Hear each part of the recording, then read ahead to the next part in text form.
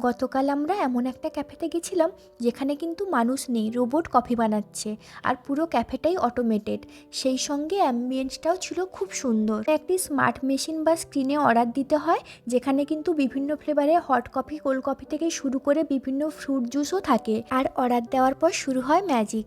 এই দেখুন, অর্ডার দেওয়ার পর রোবটটি কিন্তু কফি তৈরি করতে শুরু করে। কাপ নেওয়া, কফি ঢালা, দুধ মেশানো সব কিছুই কিন্তু অটোমেটিক, ঠিক যেন একজন প্রফেশনাল বারিস্টার মতো। শুধু তাই নয়, এই রোবট আবার এন্টারটেনমেন্টও করে কিন্তু। দেখতে পাবেন যতক্ষণ না কফি বানানো হচ্ছে, কফি বানাতে দিয়ে রোবটটি কিন্তু বিভিন্ন ধরনের ড্যান্স করতে থাকে।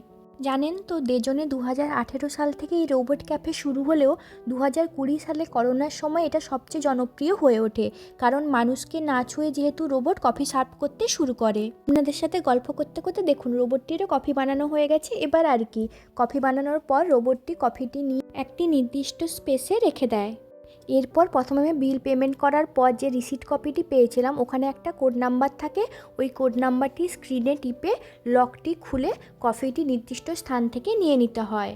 আর জানেন তো, এই ক্যাফে কিন্তু 24 ঘন্টাই খোলা থাকে, আর সেই সঙ্গে কোনো ওয়েটিং টাইমও নেই। আর সব কিছু যেহেতু রোবোটিক, তাই কফির দামও কিন্তু তুলনামূলক কম।